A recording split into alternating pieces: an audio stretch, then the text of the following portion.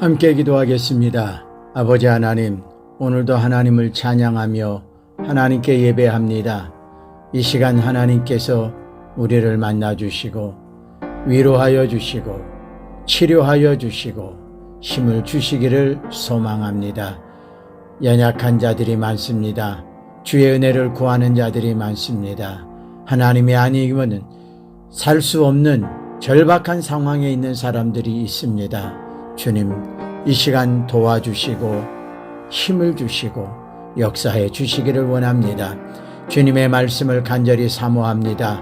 주님께서 말씀으로 찾아와 주시고 우리의 심령 속에 새겨 주시옵소서.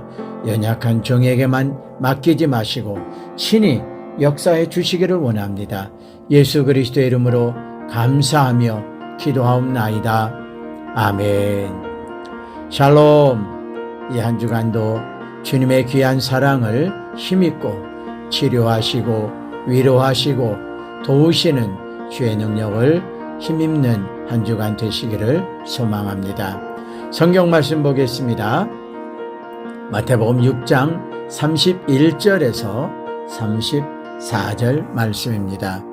마태복음 6장 31절에서 34절 말씀 제가 봉독합니다. 그러므로 염려하여 이르기를 무엇을 먹을까 무엇을 마실까 무엇을 입을까 하지 말라. 이는 다 이방인들이 구하는 것이라. 너희 하늘 아버지께서 이 모든 것이 너희에게 있어야 할 줄을 아시느니라. 그런즉 너희는 먼저 그의 나라와 그의 의를 구하라. 그리하면 이 모든 것을 너희에게 더하시리라. 그러므로 내일 일을 위하여 염려하지 말라. 내일 일은 내일이 염려할 것이요 한날의 괴로움은 그날로 족하니라. 아멘. 마태복음 6장 31절에서 34절 말씀을 통해서 그의 나라와 그의 의를 구하라는 말씀으로 증거하고자 합니다. 설교를 통해서 하나님의 말씀을 접하기 전에 저에게 또는 우리 스스로에게 질문을 좀 해볼 필요가 있을 듯 합니다. 좀 심각하게 들릴지 모르겠는데요.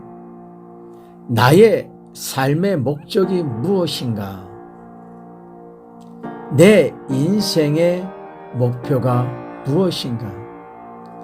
여러분들은 삶의 목적을 어디에 두고 계십니까? 여러분들이 살아가는 인생의 목표가 어디에 있습니까? 성경에 나타나는 많은 인물들 가운데서 하나님께 인정받고 사랑받고 또 쓰임받고 복을 받은 사람들을 보면 특별한 목적이 있었고 또 목표가 일반 사람들과 달랐다는 것을 알 수가 있어요. 바로 하나님께서 명하신 그 뜻을 위하여 순종하는 삶을 살았고 하나님의 말씀을 위하여 온전히 헌신한 것이 그들의 특징이죠. 어떤 사람은 어머니의 태중에 지음을 받을 때부터 하나님의 특별한 사명을 받은 사람이 있었습니다. 예레미야가 그랬고 세례 요한이 바로 그러한 사람이었습니다. 또 어떤 사람은 살아가는 과정에 하나님으로부터 아주 귀한 사명을 받아 아름답게 주를 위해 헌신한 사람들이 있습니다. 사도 바울이 그 대표적인 사람이라고 할 수 있어요. 그런데 바울은 갈라디아서 1장 15절에서 자신은 어머니의 태중에서부터 택함을 받았다 이렇게 고백을 하기도 합니다. 그것은 자신의 인생의 모든 것, 사명과 사역과 모든 것을 살펴볼 때 하나님이 나를 어미의 태중에서부터 부르셨구나라는 생각이 들었다라는 거죠. 어머니의 태중에서부터 특별한 사명을 받은 사람이 하나님 앞에 아름답게 쓰여지는 모습이든 아니면 태어나서 살아가는 과정 속에 하나님께 부름을 받고 사명을 받은 사람이든 그들 모두 하나님의 크신 뜻 앞에 성실하게 순종하며 아름답게 충성했기에 하나님께 인정을 받았고 하나님께 복을 받았다라는 것을 알 수가 있습니다. 오늘 예배하는 저와 여러분들은 어떤 사람들입니까? 지금까지 성실하게 최선을 다하여 아름답게 주를 위해 충성을 다하고 있나요? 오늘 본문의 말씀의 배경을 바로 보려면 사실은 마태복음 6장 19절부터 살펴봐야 합니다. 마태복음 6장 19절부터의 말씀에는 하나님을 믿는 사람들에게 있어서 바른 재물관리 또는 물질관에 대해서 말씀을 하고 있기도 해요. 특히 마태복음 6장 2절 이하에서는 당시 유대인들의 위선, 교만, 거짓적인 믿음에 대해서 지적하시는 말씀이 나타나기도 합니다. 구제할 때 사람들에게 자랑하듯 하지 말라 이렇게 경고하시는 말씀이 있거든요. 또 하나님께 기도의 모범을 보여주시기도 했죠. 금식할 때 사람들에게 보이기 위한 위선적인 금식을 하지 말고 은밀한 중에 보시는 하나님 앞에 기도하라 이렇게 말씀을 하시거든요. 그 다음에 주시는 말씀이 19절 이하의 말씀인데 재물 관리에 대해서 또는 물질관에 대해서 말씀을 하고 있는 거예요. 하나님을 믿는다 하는 그들이 입으로는 하나님을 사랑한다고 고백을 합니다.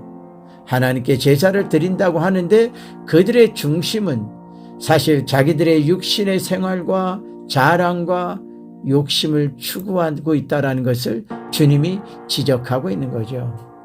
그런데 19절 말씀에 기록하고 있는 내용을 살펴보면 너희를 위하여 라는 이 표현이 나타나죠.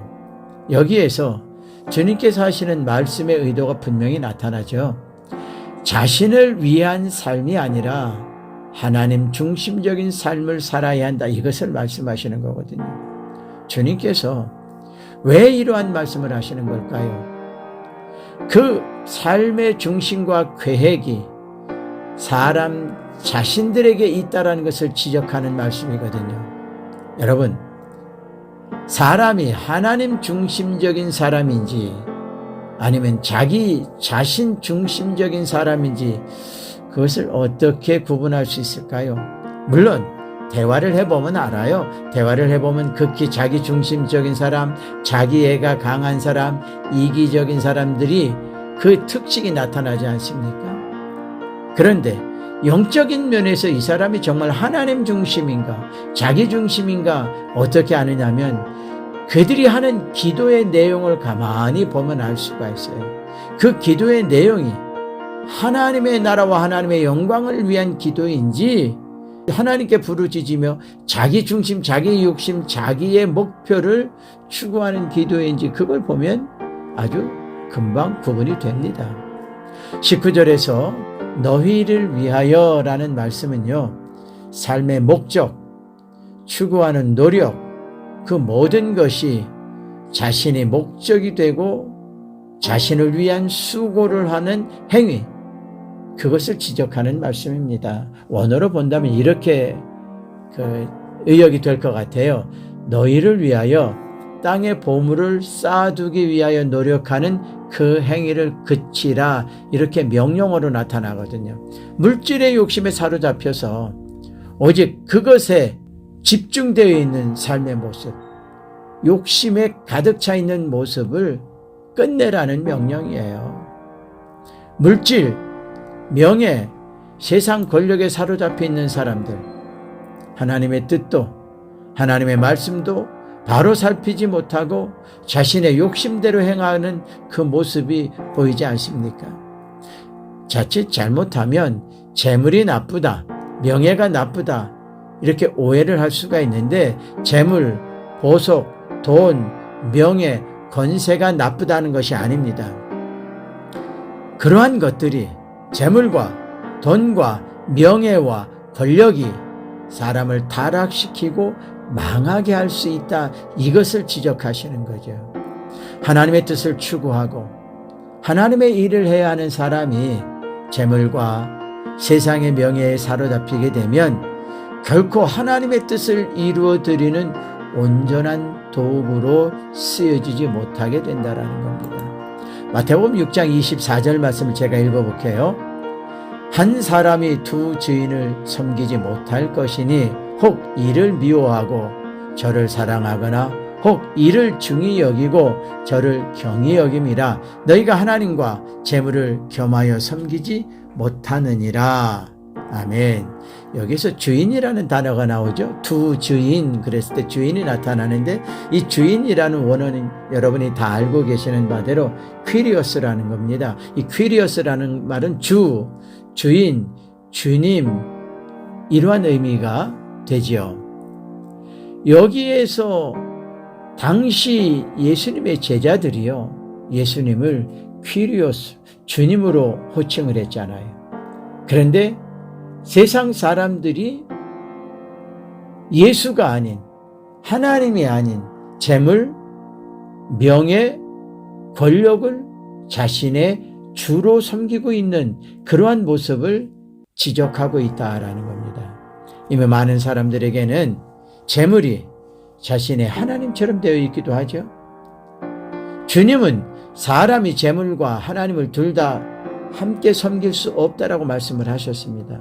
돈과 명예와 권력에 사로잡힌 사람들에게는 하나님보다 재물, 명예가 더 소중해요. 그래서 재물을 잃어버리거나 명예를 잃어버리면 생명까지도 포기하는 그러한 어리석은 모습들도 보이지 않습니까? 이미 돈과 명예와 권력이 하나님과 같은 존재로 인정되는 사람들, 그들을 향하여 나온 영어 단어가 있어요. 맘모니즘이라고 하죠. 물질, 만능, 황금, 만능주의에 사로잡혀 있는 모습을 말하는 겁니다. 이들은 마치 물질이, 명예가, 권력이, 돈이 신과 같은 능력이 있다고 주장을 하는 거예요. 그래서 그것을 최고로 인정한다라는 겁니다. 우리가 사는 세상 대부분의 사람들은요, 여기에 사로잡혀 있지 않습니까? 이 물질, 명예, 권력에 사로잡혀서 출세하려고 하고 그 명예를 얻으려고 하고 그 권력을 얻으려고 별의별 일을 다 한다라는 겁니다. 그것을 위해서는 하나님의 말씀도 버려요. 사명도 버려요. 하나님의 뜻도 무시하고 자신의 욕심대로 행하게 된다라는 거예요. 그래서 주님은 부자가 하나님의 나라에 들어가기 어렵다고 말씀하신 겁니다. 이 말씀의 의미는 부자가 천국에 들어가지 못한다는 말씀이 아니고 하나님보다 재물을 더 사랑하는 자, 하나님보다 명예와 권력을 더 사랑하는 자, 하나님보다 명예 앞에 권력 앞에 무릎 꿇는 자, 이들은 결코 하나님의 뜻을 이루어드리는 도구가 되지 못하고 하나님의 일을 감당할 수 없다라는 겁니다. 보물로 소개되어 있는 재물, 이것을 쌓아두는 행위, 이 돈을 벌거나 또 비즈니스를 하거나 이것이 잘못된 죄악이라는 말이 결코 아닙니다. 재물을 모으는 저축이나 재산 관리하는 것 그 자체를 나쁘다고 하는 것이 아니다라는 거예요. 그것에 사로잡혀서 하나님의 말씀도 안 들리고 하나님 중심인 삶이 아니라 세상 욕심대로 살아가는 행위, 물질의 노예가 되어버린 모습을 지탄하시는 거죠. 그러면서 주님께서는 보화를 하늘에 쌓아두라 이렇게 말씀하십니다. 마태복음 6장 20절입니다. 오직 너희를 위하여 보물을 하늘에 쌓아두라. 거기는 좀이나 동록에 해하지 못하며 도둑이 구멍을 뚫지도 못하고 도둑질도 못하느니라. 아멘. 자, 이 말씀의 의미는 보물을 하늘에 쌓아두라, 장소적인 의미를 말씀하는 것이 아닙니다. 또는 하나님께 보험을 들어두라는 것도 아니고요. 투자의 의미도 아닙니다. 아주 오래된 이야기인데 제가 어렸을 때 많은 부흥사들이 이 말씀을 가지고 국회에서 증거하는 걸 많이 봤어요. 하늘에 쌓아두라고 하지 않았습니까? 그러니까 하나님께 헌금하라, 교회에다 헌금하라, 뭐 이렇게 참 어린 제가 듣기도 민망했던 그러한 기억들이 있습니다. 앞에서 땅에 쌓아두지 말라는 것은요, 육신의 욕심에 사로잡혀서 세상의 육심을 추구하고 쾌락을 추구하는 행위를 근절하라는 거예요. 하나님의 뜻을 살피지 못하고 오직 재물에만 욕심을 내는 모습을 지적하시는 거였어요. 그러나 하늘에 쌓아두라는 것은 헌금을 많이 하라, 하나님께 보험을 들어두라, 그 말이 아닙니다. 자기의 욕심, 자기의 생각, 자기의 목적, 자기의 뜻이 아니라 먼저 하나님의 뜻을 살피라는 거죠. 주님 가르쳐 주신 기도에도 있잖아요. 주의 뜻이 이루어지기를 기도하라. 단지 우리 육신의 생활을 위해서는 주기도문에 보면 그날의 양식을 위하여 기도하라고 가르치고 있거든요. 그런데 어떻게 기도합니까? 평생 일 안 하고 먹고 살 수 있는 양식 달라고 기도하는 분 혹시 계시나요? 그거 하나님께 바른 기도 아닙니다. 그러면서 하시는 말씀이 무엇입니까? 무엇을 먹을까? 무엇을 마실까? 무엇을 입을까? 염려하는 행위, 이게 바로 이방인들이 행하는 행동이라고 말씀을 하셨거든요. 31절 32절이죠. 근데 여기서 말씀하시는 이방인의 의미는 단순히 외국인을 의미하는 것이 아닙니다. 하나님을 믿지 않는 사람들, 그 중심에 하나님이 없이 우상을 숭배하는 자들을 이방인으로 표현한 겁니다. 그렇다면 이 말씀에서 결론은 무엇입니까? 보화를 땅에 쌓아두는 행위는 자신들의 육신적 생활을 위하여 먹을 것과 마실 것과 입을 것을 추구하는 중심의 삶이고, 그 안에는 하나님이 없다라는 결론이 내려지는 겁니다. 그들은 오직 육신적인 것을 추구하고 육신적인 목적을 위하여 살아가는 사람들입니다. 그럼 이러한 육신적인 욕심에 사로잡힌 사람들을 바울이 무엇이라고 지적을 했을까요? 사도 바울이 강조하는 말씀을 한번 보면은요, 갈라디아서 5장 16절 이하에 보면 육체의 욕심을 추구하는 자들은 결국에 하나님의 나라를 유업으로 얻지 못한다고 그랬어요. 로마서 8장 5절에서 7절 말씀도 보면 육신의 욕심을 추구하는 자들은 하나님의 영이 아닌 욕심을 따르게 된다고 그랬죠. 그 결과는 사망이고 더 나아가서는 하나님과 원수가 된다라고 말하고 있습니다. 이러한 말씀들을 살펴보면 육신의 욕심을 추구하는 자들은 결국에 사탄에게 사로잡혀서 하나님과 원수가 된다라는 거예요. 로마서 8장 5절부터 7절까지 읽어보겠습니다. 육신을 따르는 자는 육신의 일을, 영을 따르는 자는 영의 일을 생각하나니 육신의 생각은 사망이요 영의 생각은 생명과 평안이니라. 육신의 생각은 하나님과 원수가 되나니 이는 하나님의 법에 굴복하지 아니할 뿐 아니라 할 수도 없느니라. 다시 말해서 마귀가 사람들로 하여금 하나님에게서 멀어지게 하는 방법이 돈이고 욕심이라는 방법을 사용한다라는 거예요. 마귀는요, 사람들을 미혹할 때 하나님과 원수가 되라고 가르치질 않습니다. 돈을 좋아하고 사랑하게 하고 육신의 쾌락을 추구하게 하고 그 속에 욕심을 집어넣고 욕심을 마음껏 즐기고 누리라고 한다는 거죠. 그렇게 하다 보면 자연히 하나님과 멀어지는 거예요. 그 다음에는 하나님을 떠나게 되는 거예요. 그 다음에는 하나님과 원수가 되고 만다라는 겁니다. 자, 그렇다면 긍정적인 또 다른 결론은 무엇입니까? 하늘에 쌓아두라. 하나님의 나라와 하나님의 의를 구하라는 말씀이죠. 19절에 이어서 20절에서 똑같은 표현으로 너희를 위하여 라는 표현이 나타나죠. 보화를 하늘에 쌓아두라고 말씀하고 있거든요. 너희를 위하여라는 말씀은요, 진정으로 너희에게 복이 되는 것이 무엇이냐 이 말씀이죠. 진정 너희를 위한 축복이 무엇이냐? 이 땅에서 썩어지고 상하게 되고 도둑에 의해서 손해를 보게 되는 것을 추구하지 말라는 거예요. 가장 복된 것은 하늘에 쌓아두는 것이다라는 말씀인데, 여기서 하늘에 쌓아두라는 것은요, 하나님이 기뻐하시는 일, 육적인 일이 아니라 영적인 일, 내가 원하는 일이 아니라 하나님께서 원하시는 일, 하나님께서 명하시는 일, 하나님을 위하여 수고하는 그 모든 사명의 일들, 이게 바로 하늘에 쌓아두는 행위를 의미하는 것입니다. 물질을 교회에다가 헌금을 많이 하라는 거 아니고요, 하나님 앞에 헌금을 많이 하면 하나님께서 기록하시고 보험금을 몇 배로 내려주신다, 그런 말씀 아닙니다.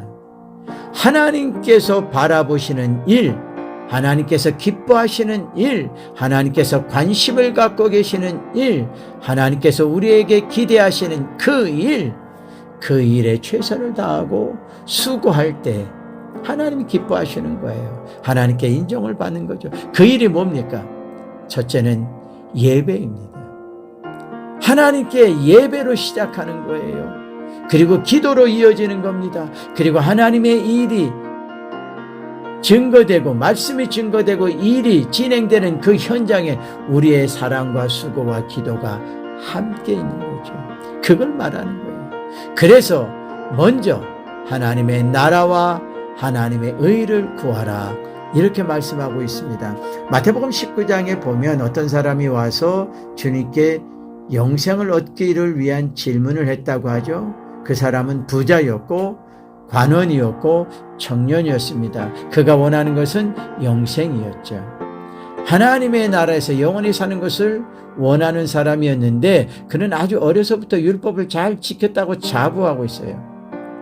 그런데 주님께서는 그 청년에게 이렇게 말씀하시죠. 예수께서 이르시되 내가 온전하고자 할진대 가서 내 소유를 팔아 가난한 자들에게 주라. 그리하면 하늘에서 보화가 내게 있으리라. 그리고 와서 나를 따르라. 마태복음 19장 21절입니다. 이 말씀을 보면 이 사람은 주님께서 보실 때 온전한 사람이 아니다라는 거예요. 그런데 20절에서 이 청년은 주님께 뭐라고 그랬습니까? 내가 영생을 얻기에 무엇이 부족합니까? 라고 말합니다. 자기는 영생을 얻기에 충분한 율법을 지키고 또 인정받는 유대인이다라는 자부심이었죠. 근데 그게 교만이었다라는 거예요. 주님께서는 이 청년에게 두 가지를 말씀하셨어요. 하나는 하나님이 기뻐하시는 일을 하라는 거예요. 내 소유를 팔아 가난한 자들에게 주라. 그리하면 하늘에서 보화가 내게 있으리라. 이것은 이 사람이 재산을 가지고 가난한 사람에게 나누어 주는 것이 하나님의 일이라는 것이 아니라 이 사람은 자기 재물과 욕심에 사로잡혀서 하나님께서 기뻐하시는 그 일을 등한히 했다라는 의미가 됩니다. 이 청년은 자기의 보화를 땅에 쌓아두고 자랑하던 사람이었지요. 근데 주님은 그것을 팔아서 하나님이 기뻐하시는 일을 하라고 하거든요. 단순히 구제를 하라는 것이 아닙니다. 그 욕심에 사로잡히고 재산과 명예와 자기 교만에 사로잡혀 있는 그 사람의 주가 하나님으로 바뀌어야 된다는 거죠. 그 다음에 두 번째 하신 말씀이 무엇입니까? 그리고 와서 나를 따르라. 여기에서 나를 따르라는 원어적인 해석을 보면 주님의 제자가 돼서 주님과 함께 전도여행을 다니라는 말은 아닙니다.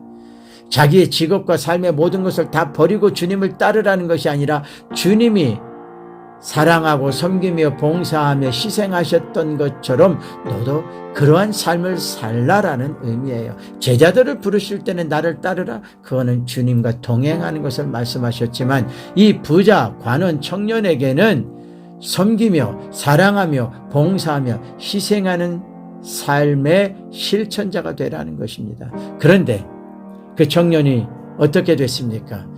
마태복음 19장 22절에 보면 이 청년이 재물이 많으므로 이 말씀을 듣고 근심하며 가니라, 이렇게 기록하고 있어요.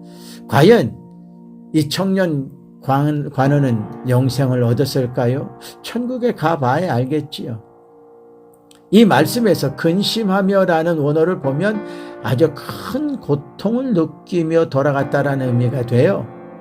그렇다면 이 정도로 큰 고통을 느끼며 돌아갔다라는 것은 주님의 말씀에 순종하지 않았다라는 의미가 되겠죠. 그렇다면 영생이 그에게 주어졌을 리가 없지요. 다시 한번 우리 자신을 살펴볼 필요가 있습니다. 과연 우리의 기도의 중심이 하나님의 뜻에 있는가? 아니면 내가 추구하고 세운 목표에 있는가? 우리는 하나님을 위하여 하나님의 일을 하고 하나님의 뜻을 구하는 기도를 하고 있는지, 아니면 내 뜻과 내 목표를 세워놓고 하나님을 이용하며 하나님께 청구하는 기도를 하고 있는지 살펴볼 필요가 있습니다. 오늘 주님께서 주시는 말씀을 다시 한번 기억하시기 바랍니다. 너희는 먼저 그의 나라와 그의 의를 구하라. 아멘. 기도하겠습니다. 하나님 감사합니다. 우리에게 주신 이 귀한 말씀, 이 귀한 말씀이 우리가 추구해야 할 것이 무엇인가를 알게 하시고 우리가 어떻게 살아야 되는가를 깨닫게 주셨습니다. 하나님을 믿는다 하면서, 하나님의 일꾼이라 하면서, 하나님의 일을 한다 하면서 어쩌면 우리는 교만한 유대인처럼 길거리에서 금식을 자랑하며 외치며 기도하는 척 했을지도 모릅니다. 사람들에게 보이기 위해서, 사람들에게 인정받기 위해서 헌금을 하고 봉사를 했는지도 모릅니다. 아버지 하나님, 용서하여 주시옵소서.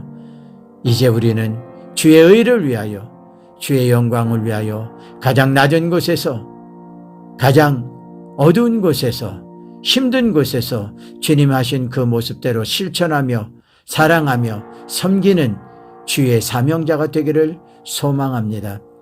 그동안 우리를 사로잡았던 물질과 명예와 욕심, 교만, 이 모든 것을 흔적도 없이 다 제거해 주시고 주의 충만한 은혜와 사랑과 섬김으로 가득 차게 하옵소서. 예수 그리스도 이름으로 감사드리며 기도하옵나이다. 아멘.